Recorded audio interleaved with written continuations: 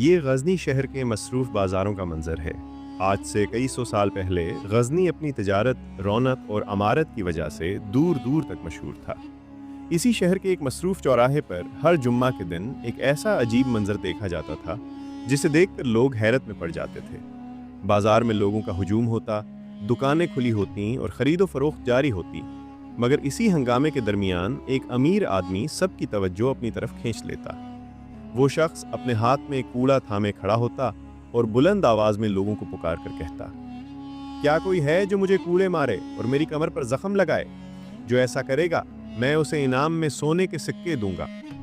یہ شخص جابر بن خلیل تھا۔ وہ بار بار لوگوں سے التجا کرتا اور کہتا، خدا کے لیے اس گناہگار کی کمر پر کوڑے برساؤ اور بدلے میں سونے کے سکے لے جاؤ۔ بازار میں موجود لوگ حیرت اور تعجب سے اس منظر کو دیکھتے رہ جاتے۔ کوئی سمجھ نہیں پاتا تھا کہ اتنا امیر آدمی آخر خود پر ایسا ظلم کیوں کروانا چاہتا ہے۔ اگرچہ غزنی کے زیادہ تر لوگ خدا ترس اور نرم دل تھے، لیکن دنیا میں سب لوگ ایک جیسے نہیں ہوتے۔ چنانچہ بھیڑ میں سے کبھی نہ کبھی کوئی ایسا شخص نکل ہی آتا جو جابر کی پیشکش قبول کر لیتا، اس کی کمر پر کوڑے برساتا اور بدلے میں اس کی دی ہوئی دولت لے کر چلا جاتا۔ یوں ہر جمعہ کے دن غزنی کے اس چوراہے پر ایک عجیب اور دل دہلا دینے والا منظر دہرایا جاتا، جسے دیکھ کر لوگ حیران بھی ہوتے اور دل ہی دل میں اس کے راز کے بارے میں سوچتے بھی رہتے تھے۔ غزنی کا سلطان نہایت نیک دل اور خدا ترس انسان تھا۔ وہ اپنی رعایا کے حالات جاننے کے لیے اکثر بھیس بدل کر شہر کے بازاروں میں گھوما کرتا تھا، تاکہ لوگوں کی زندگی کو قریب سے دیکھ سکے اور ان کی مشکلات کو سمجھ سکے۔ ایک دن اتفاقاً سلطان اسی طرح بھیس بدل کر بازار میں گشت کر رہا تھا کہ اس کی نظر ایک جگہ جمع ہوئے لوگوں کے بڑے ہجوم پر پڑی۔ تجسس کے عالم میں وہ آہستہ آہستہ اس ہجوم کے قریب پہنچا۔ جب اس نے اندر جھانک کر دیکھا تو یہ منظر دیکھ کر وہ سخت حیران رہ گیا۔ ایک آدمی کو بے رحمی سے کوڑے مارے جا رہے تھے اور اس کی کمر سے خون بہہ رہا تھا، جبکہ ارد گرد کھڑے لوگ خاموشی سے یہ سب دیکھ رہے تھے۔ سلطان نے فوراً اپنے مصاحب کو بلایا اور اس عجیب و غریب صورتحال کے بارے میں دریافت کیا۔ مصاحب نے ادب سے عرض کیا، حضور، اس آدمی کو کسی جرم کی سزا نہیں دی جا رہی۔ دراصل اس کا نام جابر بن خلیل ہے۔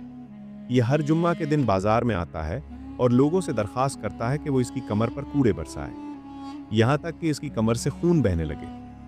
حیرت کی بات یہ ہے کہ یہ شخص نہ صرف کوڑے کھاتا ہے، بلکہ جو اسے مارتا ہے اسے اچھی خاصی رقم بھی دیتا ہے۔ مصاحب کی بات سن کر سلطان کچھ دیر گہری سوچ میں ڈوب گیا۔ پھر اس نے فوراً حکم دیا، آج اس آدمی کو یہاں سے جانے نہ دیا جائے، اسے میرے دربار میں حاضر کیا جائے۔ میں خود جاننا چاہتا ہوں کہ آخر یہ شخص کون ہے اور اپنی ہی جان پر ایسا ظلم کیوں کرواتا ہے۔ اگلے روز جابر بن خلیل کو سلطان کے دربار میں حاضر کیا گیا۔ جابر آہستہ آہستہ چلتا ہوا دربار میں داخل ہوا۔ اس کی کمر پر تازہ زخموں کے نشان تھے اور کپڑے خون سے تر ہو چکے تھے۔ وہ سر جھکائے سلطان کے سامنے کھڑا ہو گیا اور خاموشی سے زمین کی طرف دیکھنے لگا۔ سلطان نے کچھ لمحے اسے غور سے دیکھا، پھر نہایت سنجیدہ لہجے میں کہا، میں نے کل بازار میں اپنی آنکھوں سے تمہیں کوڑے کھاتے ہوئے دیکھا ہے۔ مجھے بتاؤ، تم اپنی کمر پر یہ کوڑے کیوں برداشت کرتے ہو اور لوگوں کو اس کے بدلے میں دولت کیوں دیتے ہو؟ آخر ایسی کون سی وجہ ہے جو تمہیں خود پر اتنا ظلم کرنے پر مجبور کرتی ہے؟ جابر نے سلطان کی بات سنی تو اس کی آنکھیں نم ہو گئیں۔ اس نے نہایت عاجزی کے ساتھ سر جھکا کر کہا، حضور، میں اس قابل نہیں کہ آپ کے دربار میں زیادہ دیر کھڑا رہوں۔ دنیا میں شاید ہی کوئی مجھ جیسا بدنصیب، لالچی اور ظالم انسان ہو۔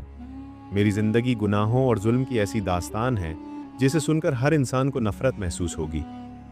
جابر کچھ دیر کے لیے خاموش ہو گیا، جیسے اپنے ماضی کی تلخ یادوں میں کھو گیا ہو۔ مگر جب سلطان نے اصرار کیا کہ وہ پوری حقیقت بیان کرے تو اس نے گہرا سانس لیا اور آہستہ آہستہ اپنی زندگی کی وہ دردناک کہانی سنانا شروع کر دی جس نے اس کی روح تک کو جھنجھوڑ کر رکھ دیا تھا۔ جابر نے آہستہ آہستہ اپنی بات جاری رکھتے ہوئے کہا، حضور، غزنی سے کئی کوس دور ایک چھوٹی سی بستی تھی۔ وہاں اکثر ایسا ہوتا کہ پورا سال بارش نہیں ہوتی تھی۔ پانی کی کمی کی وجہ سے کھیتی باڑی تقریباً ناممکن ہو جاتی تھی اور غربت نے اس بستی کے ہر گھر کو اپنی لپیٹ میں لے رکھا تھا۔ لوگ بڑی مشکل سے اپنے بچوں کا پیٹ پالتے تھے۔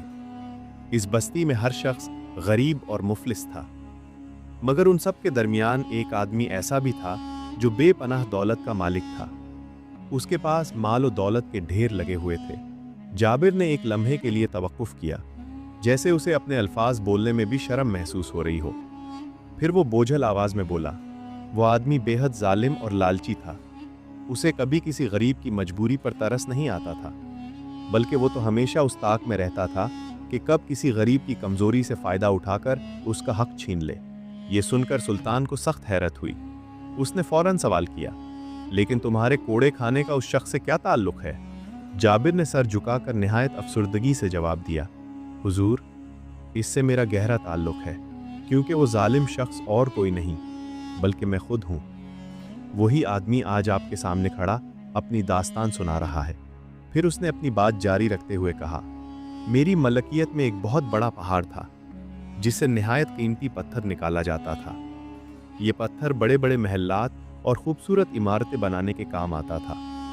गजनी शहर में शायद ही कोई ऐसी इमारत हो जिसकी तामीर में उस पहाड़ के पत्थर इस्तेमाल न हुए हों।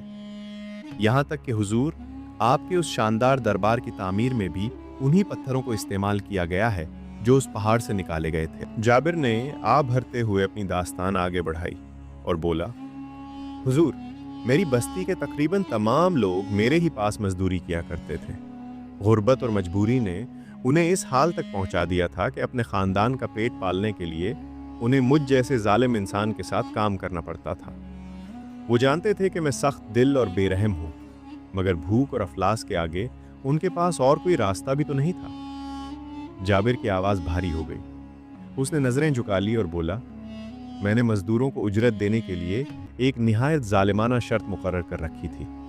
मैं दिन भर की मेहनत का मुआवजा सिर्फ उसी मजदूर को देता जिसकी कमर पत्थर उठाते उठाते जख्मी हो जाती और उसके जख्मों से खून बह रहा होता। अगर किसी की कमर पर जख्म ना होते तो चाहे उसने सारा दिन कितनी ही सख्त मेहनत क्यों न की हो, मैं उसे एक सिक्का भी न देता। वो लम्हा भर के लिए खामोश हुआ, जैसे माजी की तल्ख यादें उसके दिल को चीर रही हों। फिर बोला, हर शाम गरीब मजदूर मेरे सामने एक कतार में खड़े हो जाते। एक एक करके वो अपनी कमर से कपड़ा हटाते और अपने जख्म दिखाते। जिसकी कमर पर जख्मों के निशान और बहता हुआ खून नजर आ जाता, मैं उसे उस दिन की मजदूरी दे देता। वो बेचारा मजदूर अपनी जख्मी कमर के दर्द को बर्दाश्त कर लेता, क्योंकि उसे ये तसल्ली होती कि आज उसके घर वालों के लिए कुछ न कुछ खाने को मिल जाएगा। मगर हुजूर, उस वक्त मेरे दिल में उनके लिए जर्रा बराबर भी रहम नहीं था। जाबिर ने गहरी सांस ली और बोझल आवाज में अपनी बात जारी रखते हुए कहा, हुजूर, मेरे मजदूरों में एक शख्स ऐसा भी था जो निहायत कमजोर जिस्म का मालिक था। इसकी जिम्मेदारियों का बोझ भी कम न था। इसकी एक बीवी और 2 मासूम बेटियां थीं जिनकी कफालत वो बड़ी मुश्किल से किया करता था। मगर इसकी कमजोरी के बावजूद सबसे ज्यादा वही मेरे जुल्म का शिकार बनता था। जाबिर की आंखों में नदामत के आसार नुमायां हो गए। वो आहिस्ता से बोला, एक मर्तबा ऐसा हुआ कि उस गरीब ने 3 दिन मुसलसल मेरे पहाड़ पर काम किया। सुबह से शाम तक वो पत्थर उठाता रहा, मगर तीनों दिन उसकी कमर जख्मी ना हुई। मैं दिल ही दिल में खुश था कि मेरा काम तो हो रहा है, मगर मुझे उसे मजदूरी नहीं देनी पड़ेगी। वो मजीद बोला, हर शाम जब वो मेरे सामने आता तो उसकी आंखों में आप आंसू होते। वो गिड़गिड़ा कर कहता, मालिक, अगर उजरत नहीं देना चाहते तो ना दें, मगर खुदा के लिए कुछ खाने को ही दे दें ताकि मेरे घर वालों का पेट भर सके। जाबिर ने सर झुका लिया और अफसोस से कहा, हुजूर, मुझे यकीन है कि अगर वो अपनी फरियाद किसी पत्थर के सामने भी रख देता तो शायद वो भी टूट कर बिखर जाता, मगर मेरे दिल पर उसकी फरियाद का जर्रा बराबर असर न हुआ। इसके बीवी बच्चे 3 दिन से भूखे थे और मैं अपनी संगदिली में अंधा हो चुका था। फिर उसने कांपती आवाज में कहा, चौथे दिन जब वो मजदूर शाम के वक्त मजदूरी लेने आया तो मैंने देखा कि आज उसकी कमर वाकई जख्मी थी और उससे खून रस रहा था। मुझे इस बात पर भी गुस्सा आया कि अब मुझे उसे मजदूरी देनी पड़ेगी, मगर अपनी शर्त के मुताबिक मैंने उसे चंद सिक्के दे दिए। उसने कांपते हाथों से वो सिक्के लिए, जैसे उसके हाथों में जान ही बाकी न रही हो, और आहिस्ता आहिस्ता अपने घर की तरफ रवाना हो गया। मगर हुजूर, भूख और कमजोरी ने उसे इस कदर निढाल कर दिया था कि वो अपने घर तक भी न पहुंच सका। रास्ते ही में उसकी सांसें टूट गईं और वो बेचारा वहीं हमेशा के लिए दुनिया से रुखसत हो गया। जाबिर ने अपनी दास्तान जारी रखते हुए कहा, हुजूर, अगले ही रोज मेरे दरवाजे पर जोर से दस्तक हुई। मैंने दरवाजा खोला तो सामने एक औरत खड़ी थी। उसके चेहरे पर ऐसी थकन और बेबसी छाई हुई थी कि देखकर दिल दहल जाए। उसके गाल अंदर को धंसे हुए थे, होंठ खुश्क थे اور چہرے کی رونق یوں مان پڑ چکی تھی جیسے تپتے صحرا میں پانی کی ایک بوند بھی باقی نہ رہی ہو۔ اس کے ساتھ اس کی دو ننھی بیٹیاں کھڑی تھیں جو سہمے ہوئے انداز میں اپنی ماں کے دامن سے لپٹی ہوئی تھیں، اور ان کی آنکھوں میں ایک انجانا سا خوف صاف نظر آ رہا تھا۔ جابر نے سر جھکا لیا اور آہستہ آواز میں بولا، وہ دراصل اسی غریب مزدور کی بیوہ تھی جو گزشتہ راستے میں مر گیا تھا۔ وہ میرے سامنے کھڑی ہوئی اور غم و غصے سے کانپتی ہوئی آواز میں بولی، تم نے میرے شوہر کو قتل کر دیا ہے، تمہاری سنگ دلی نے اس کی جان لے لی، میں تمہیں ہرگز معاف نہیں کروں گی، میں تمہاری شکایت ضرور کروں گی۔ جابر نے کہا۔ یہ الفاظ کہہ کر وہ عورت اپنی دونوں بیٹیوں کو ساتھ لے کر وہاں سے چلی گئی، مگر اس کی بد دعا میرے دل و دماغ میں گونجتی رہ گئی۔ اسی دن سے میرے دل میں ایک عجیب سا خوف پیدا ہو گیا۔ میں ہر وقت اسی سوچ میں ڈوبا رہتا کہ وہ عورت ضرور قاضی کے پاس جا کر میری شکایت کرے گی، اور اگر ایسا ہوا تو مجھے ایک قاتل کی طرح سزا دی جائے گی۔ جابر نے اپنی کہانی کو آگے بڑھاتے ہوئے کہا، حضور، چند ہی دن گزرے تھے کہ ایک بار پھر میرے دروازے پر دستک ہوئی۔ میں پہلے ہی خوف اور بے چینی میں مبتلا تھا، اس لیے میں نے خود دروازہ کھولنے کے بجائے اپنے خادم کو بھیج دیا۔ کچھ دیر بعد خادم واپس آیا اور بولا، مالک، دروازے پر ایک قاصد کھڑا ہے اور وہ آپ سے ملنا چاہتا ہے۔ جابر نے گہری سانس لیتے ہوئے کہا، یہ سنتے ہی میرے دل کی دھڑکن تیز ہو گئی۔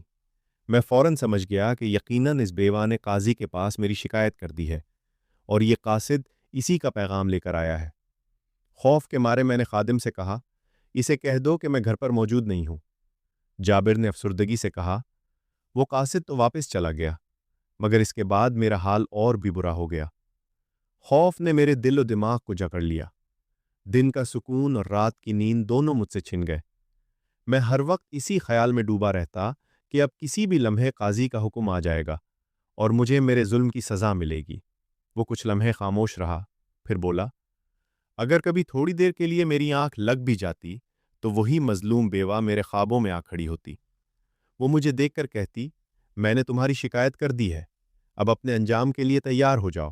اس کے بعد اس کی ہنسی کی خوفناک آواز میرے کانوں میں گونجنے لگتی اور میں گھبرا کر نیند سے جاگ اٹھتا۔ جابر نے سر جھکا کر کہا، قاصد بار بار میرے دروازے پر آتا رہا، مگر میں ہر مرتبہ ڈر کے مارے اسے ہی پیغام دے کر واپس بھیج دیتا کہ میں گھر پر موجود نہیں ہوں۔ مگر حقیقت یہ تھی کہ میں اپنے کیے ہوئے ظلم سے بھاگنے کی ناکام کوشش کر رہا تھا۔ کہا جاتا ہے کہ خدا کی لاٹھی بے آواز ہے۔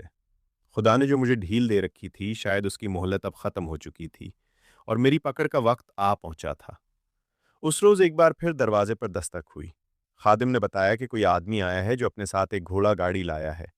میں نے جھٹ سے دروازہ کھولا تو دیکھا کہ گھوڑا گاڑی پر کفن میں لپٹی کسی کی لاش موجود تھی، جس میں سے ابھی بھی خون رس رہا تھا۔ میں نے کپڑا ہٹا کر دیکھا تو میرے پیروں تلے سے جیسے زمین نکل گئی۔ وہ خون میں لتھپت لاش میرے اپنے بیٹے کی تھی۔ بیٹے کی لاش اپنی آنکھوں کے سامنے دیکھ کر میرے حواس جاتے رہے۔ میں اپنے بیٹے کی لاش سے لپٹ کر جی بھر کر رویا۔ جب میرے حواس بحال ہوئے تو میں نے اڑے دل سے اپنے جگر کے ٹکڑے کو اپنے ہاتھوں سے دفن کیا۔ خدا کسی کو ایسا وقت نہ دکھائے کہ باپ اپنی اولاد کو دفنائے۔ اگلے روز میں سفر پر نکلنے کے لیے دروازے پر کھڑا تھا کہ اچانک وہی قاصد نمودار ہو گیا۔ میں نے سوچا کہ کب تک حالات سے بھاگوں، اب تو میں نے اپنا بیٹا بھی کھو دیا۔ لہٰذا میں نے قاصد سے کہا، لاؤ وہ خط مجھے دو۔ اس نے ہاتھ آگے بڑھایا اور خط میرے حوالے کر دیا۔ میں ابھی بھی یہی سمجھ رہا تھا کہ یہ قاضی کی طرف سے طلبی کا پیغام ہوگا، مگر جب میں نے خط کھول کر پڑھنا شروع کیا تو مجھ پر صدمے کی وہ حالت طاری ہوئی جو میں بیان نہیں کر سکتا۔ ابا جان، میں چند دنوں سے بہت بیمار ہوں۔ مجھے ایک عجیب سی بیماری نے آ گھیرا ہے۔ صبح کے وقت میری کمر پر خون سے بھرے پھوڑے نمودار ہوتے ہیں اور شام کو ان کے پھٹنے پر کمر سے خون رستا ہے۔ ابا جان، میں شدید تکلیف میں ہوں۔ میں آپ کے پاس آ کر اس بیماری کا علاج کروانا چاہتا ہوں، یا پھر آپ ایسا کریں کہ پہلی فرصت میں میرے پاس آ جائیں۔ میں امید کرتا ہوں کہ آپ کو یہ خط جلد سے جلد مل جائے گا اور میرا یہ انتظار ختم ہو جائے گا۔ حضور، اب آپ کو معلوم ہو گیا ہوگا کہ دراصل وہ خط میرے بیٹے نے بھیجا تھا۔ وہ قاصد دنوں تک میرے بیٹے کا پیغام لے کر میرے دروازے پر آتا رہا اور میں غافل یہی سمجھتا رہا کہ اس عورت نے میری قاضی سے شکایت کی ہے۔ جابر نے ایک گہری سانس لیتے ہوئے اپنی داستان کے آخری حصے میں کہا، حضور، مجھے یقین ہے کہ اس مظلوم بیوہ نے دراصل قاضی کے پاس نہیں بلکہ خدا کے سامنے اپنی شکایت پیش کی تھی۔ وہی سب سے بڑا اور انصاف کرنے والا ہے۔ मैं गाज़नी के काजी से शायद भाग सकता था, मगर खुदा की पकड़ से कौन बच सकता है जो पूरी कायनात का मालिक है। उसके चेहरे पर पछतावे की झलक साफ नजर आ रही थी। वो आगे बोला, अब मेरे गुनाह एक एक करके मेरे जहन में आ रहे हैं। इस गरीब खानदान की आह और रंज ने मुझे इस हाल में डाल दिया कि मैं अपने बेटे का भेजा हुआ खत भी वक्त पर पढ़ न सका। हुजूर, वो दिन और आज का दिन मैं गाज़नी की गलियों में आवारा बनकर फिर रहा हूँ। मैं लालच और जुल्म के गड्ढे में इतना डूबा हुआ था कि दूसरों की जख्मी कमर देखकर मुझे राहत और चैन नसीब होता था। अब ये मेरी हालत है कि जब तक अपनी कमर से खून न बहता देख लूं, मुझे सुकून नहीं मिलता। जाबिर ने अपनी आंखें बंद करके कहा, हुजूर, यहां मेरी दास्तान खत्म होती है। अब आप ही बताएं, क्या मैं इस बात का हकदार नहीं कि सबके सामने बेचे चौराहे पर मुझे रोजाना कूड़े मारकर जख्मी किया जाए? ये आखिरी कलिमात सुनकर दरबार में एक खामोशी छा गई, जैसे हर शख्स दिल की गहराई से जाबिर की कहानी के असर में डूब गया। ये गजनी शहर के मसरूफ बाजारों का मंजर है। आज से कई सौ साल पहले गजनी अपनी तिजारत, रौनक